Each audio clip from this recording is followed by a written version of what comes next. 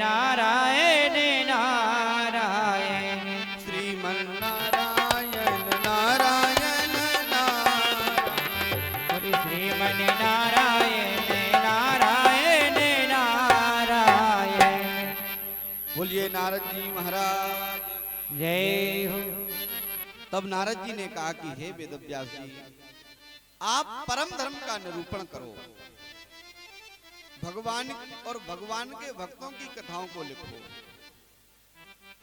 अब यहां से वेदव्यास जी महाराज श्रीमद् भागवत की रचना करते अपनी लेखनी से सबसे पहला श्लोक क्या लिखते हैं? श्रीमद् भागवत का जो श्लोक है पहला, वो श्री वेदव्यास जी क्या लिख रहे हैं? देखो, मन में जो होगा वही तो व्यक्ति लिखेगा।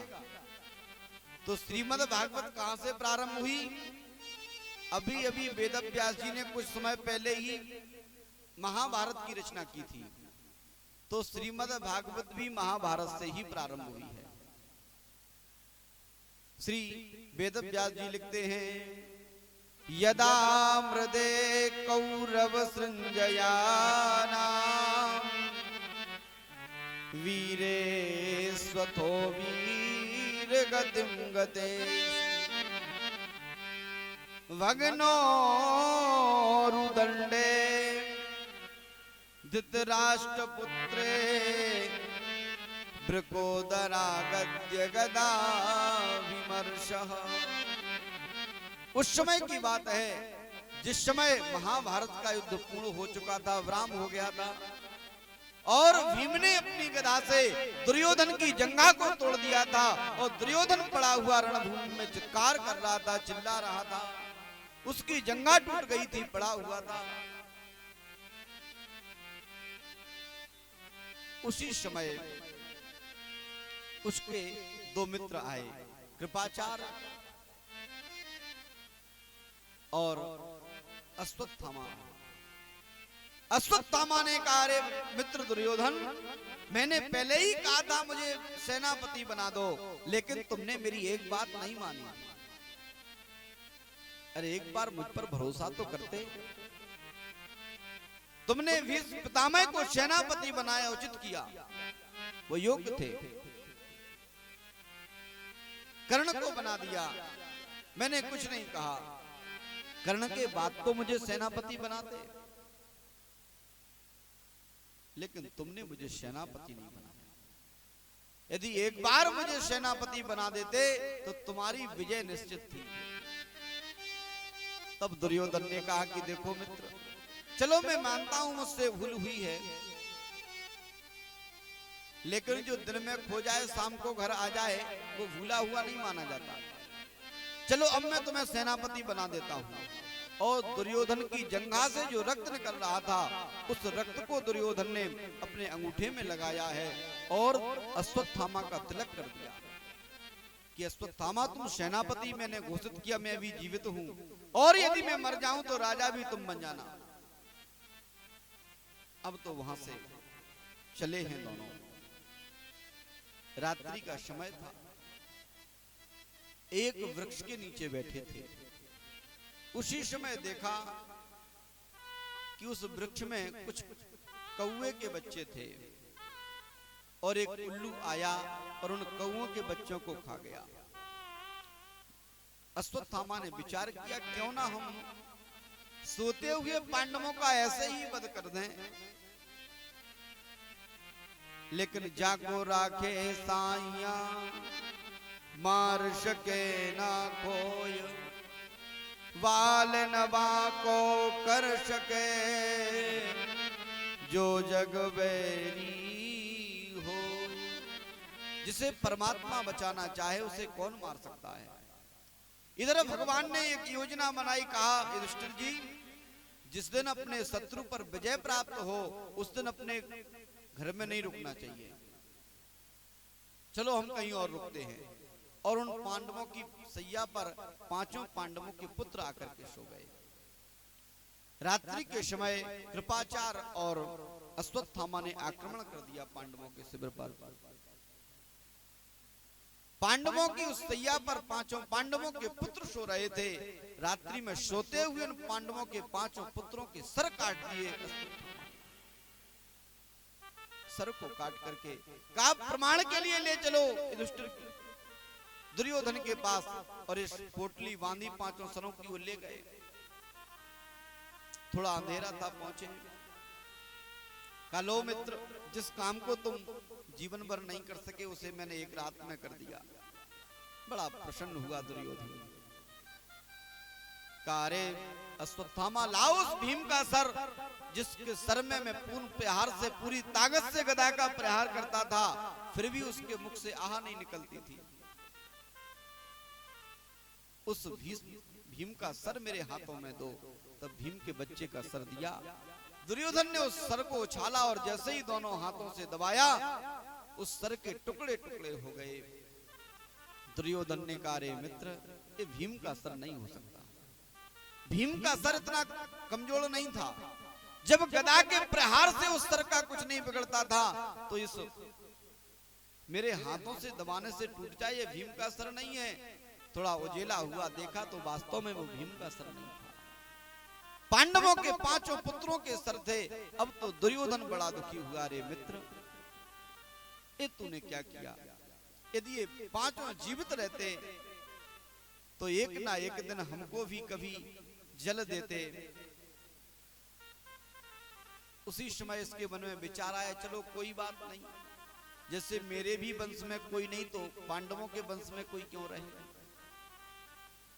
उसी समय इसकी मृत्यु हो गई, क्योंकि इसको श्राप था कि जब सुख और दुख दोनों एक साथ आएंगे तब तुम्हारी मृत्यु होगी। आज सुख और दुख दोनों दुर्योधन के एक साथ आए हैं। इधर जब द्रौपदी ने देखा, शिविर में प्रवेश किया, तो क्या देखा कि उसके पांचों बच्चों के सर नहीं है, केवल धड़ पड़े हुए हैं। उस माता की क्या दशा होगी जिसकी अभी 5 पुत्र 16 वर्ष की अवस्था के हो रहे थे, और उन पांचों पुत्रों के धड़ पड़े हैं, सर नहीं है। द्रौपदी चित्राणी है। द्रौपदी ने कहा कि यदि मेरे पुत्र युद्ध भूमि में मारे जाते तो मुझे कष्ट नहीं होता। ये तो कायरता के समय मारे गए हैं, सोते हुए मारे गए हैं। बहुत दुखी हुई, रुदन करने लग गई है। माता शिशूना निधनम सुताना निशम्य घोरा निजितप्यमाना। आज जैसे ही देखा रुदन करने लग गई है, केशव ये क्या हो गया। अर्जुन को पुकारती है, भीम को पुकारती है। इधर भगवान कृष्ण पांचों पांडवों को लेकर के आ रहे थे। जैसे ही सुना अर्जुन दौड़ पड़े। महाराज इतनी व्याकुल हुई द्रौपदी, रुदन करने लग गई। कहा हे केशव। अर्जुन ने कहा कृष्ण की आए, मैं उसे छोड़ूंगा नहीं, उसे मैं अवश्य मृत्यु दंड दूंगा। पता चला कि अश्वत्थामा का काम है।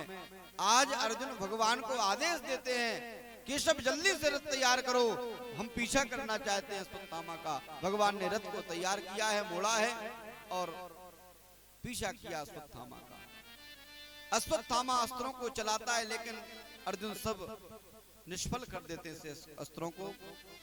अब इसने क्रोध में आकर के इसने विचार किया कि अब मैं बचने वाला नहीं, क्योंकि अर्जुन क्रोध में है, इसके 5-5 पुत्र मारे गए हो। तब इसने अपने बचाव के लिए ब्रह्मास्त्र का प्रयोग कर दिया, और एक ब्रह्मास्त्र नहीं 5-5 ब्रह्मास्त्र चलाए। अर्जुन ने कहा प्रभु अश्वत्थामा ने ब्रह्मास्त्र का संधान किया है, मैं क्या करूं। भगवान ने कहा अर्जुन लोहे को लोहा ही काटता है, तुम भी ब्रह्मास्त्र का प्रयोग करो। अर्जुन ने कहा प्रभु यदि मैं ब्रह्मास्त्र का प्रयोग करूंगा, दोनों ब्रह्मास्त्र टकराएंगे तो संसार में प्रलय आ जाएगा, सारी पृथ्वी नष्ट हो जाएगी। भगवान ने कहा अर्जुन कोई और उपाय नहीं है। अर्जुन ने भी ब्रह्मास्त्र का प्रयोग किया। तब वहां पर वेदव्यास जी प्रकट हुए हैं, और वेदव्यास जी ने दोनों ब्रह्मास्त्रों को रोका है।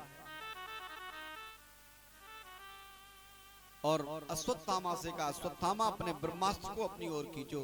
अश्वत्थामा ने कहा, मुझे केवल चलाना आता है, ब्रह्मास्त्र खींचना नहीं। अर्जुन ने दोनों ब्रह्मास्त्र को खींचा है और अपने तरकस में रखा है, घसीट करके ले आए अश्वत्थामा को। महाराज जैसे ही द्रौपदी ने देखा, जैसे ही द्रौपदी ने देखा है अश्वत्थामा को, दौड़ करके आई, कहा अर्जुन छोड़ दो इसे। गुरुपुत्र मिहान, ये गुरुपुत्र है आपका, इसे छोड़ो। मुच्चिताम मुच्चिताम में सा, अरे अर्जुन छोड़ दो इसे, छोड़ दो। ब्राह्मणो नितराम गुरु, ये ब्राह्मण है इसलिए इसका वध नहीं करना चाहिए, छोड़ दो। और दूसरा, ये आपका गुरु का पुत्र है और गुरु के ना रहने पर गुरु का पुत्र ही गुरुवत होता है। लेकिन भीम आ गए, अरे अर्जुन इसे छोड़ना नहीं, इसने हमारे 5-5 पुत्रों को मारा, वध कर दो इसका। अब अर्जुन दुविधा में फंस गए कि पत्नी की बात नहीं मानते तो परेशानी, और भाई की बात नहीं मानते तो परेशानी। जिसकी बात नहीं मानेंगे वही नाराज हो जाएगा। तब अर्जुन ने कृष्ण की ओर देखा, कहा कि हे केशव, आप ही दिशा निर्देश करें कि मैं क्या करूं। तब भगवान ने बड़ी सुंदर बात कही। भगवान ने कहा, हे अर्जुन, ब्रह्म बंधुर्न हन्तव्य आतताई वदार्हणः मयि वो